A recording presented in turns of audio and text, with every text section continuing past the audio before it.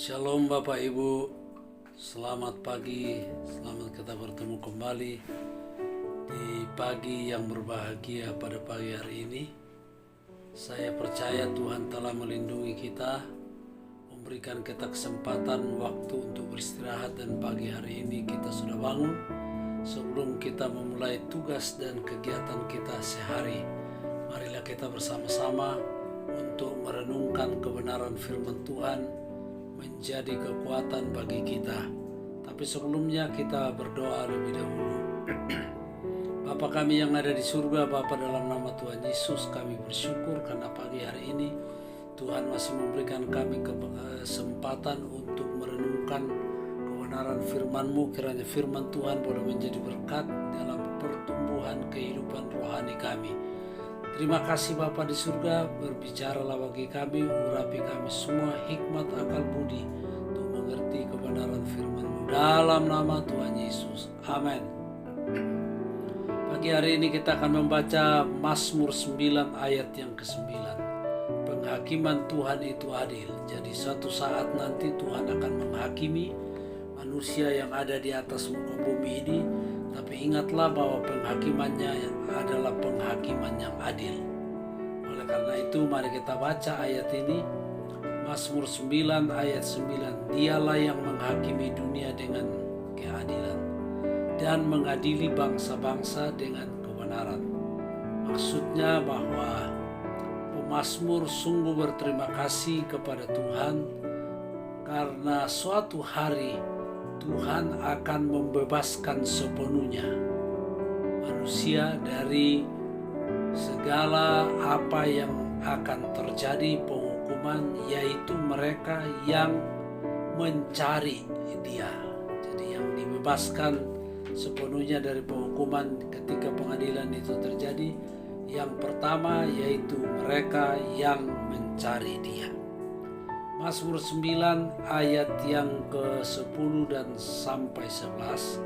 Demikianlah Tuhan adalah tempat perlindungan bagi orang yang terinjak, tempat perlindungan pada waktu kesesakan. Orang yang mengenal nama-Mu percaya kepadamu, sebab tidak Kau tinggalkan orang yang mencari Engkau ya Tuhan. Puji Tuhan. Ketika kita senantiasa mencari Tuhan, Allah tidak pernah meninggalkan kita.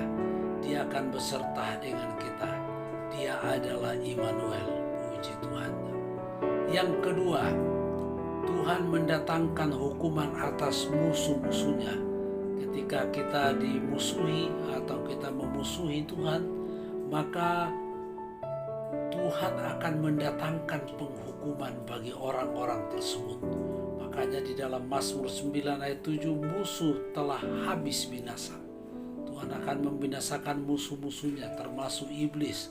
Satu saat akan dihabisi di dalam api neraka yang kekal, dan orang-orang yang memusuhi Tuhan sehingga dikatakan menjadi timbunan puing senantiasa, menjadi timbunan puing senantiasa.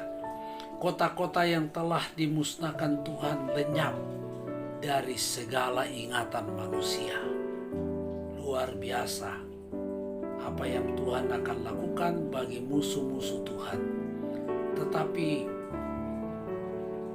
poin yang ketiga perlu kita perhatikan. Orang percaya yang setia akan ditentang oleh iblis, dan orang percaya palsu dalam gereja. Jadi jangan lupa,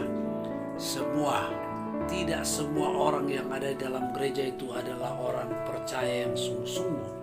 Tetapi penjelasan ini menjelaskan bahwa ternyata di dalam gereja itu ada orang percaya yang palsu, yang suka menentang kebenaran, suka menentang orang yang percaya yang setia, membenci orang-orang yang setia kepada Tuhan. Makanya di dalam 2 Timotius 3 ayat 12, memang setiap orang yang mau hidup beribadah di dalam Kristus Yesus akan menderita aniaya.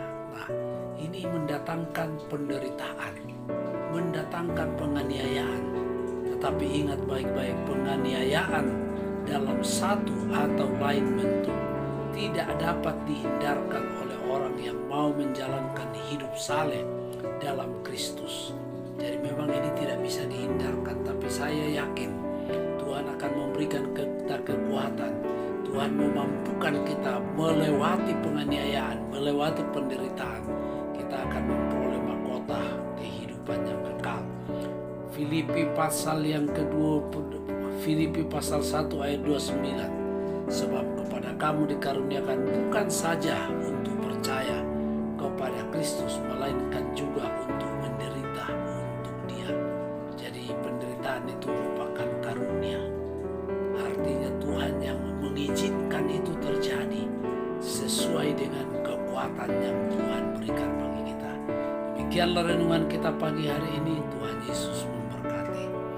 Bapa kami di surga, Bapa, dalam nama Tuhan Yesus kami bersyukur untuk kebenaran firman Tuhan pagi hari ini. Kiranya firman Tuhan menjadi kekuatan bagi kami. Kami berdoa Tuhan pagi hari ini, kiranya Tuhan berkati setiap pendengar di mana saja berada, dalam kondisi keadaan apapun yang mereka alami. Mungkin mereka teraniaya karena sebagai umat Tuhan mereka mengalami penderitaan, tapi kami percaya penderitaan yang kami alami tidak sebanding dengan kemuliaan yang Tuhan akan berikan bagi kami. Tuhan tolong mereka yang sakit, berilah Tuhan jamah dan sembuhkan, yang lemah kuatkan, susah hiburkan. Berbagai persoalan dalam kehidupan yang mereka hadapi, Engkau yang akan menuntun mereka. Terima kasih bangsa dan negara kami.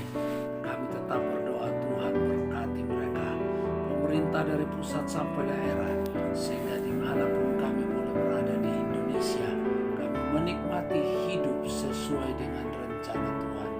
Ini doa kami dalam nama Tuhan Yesus.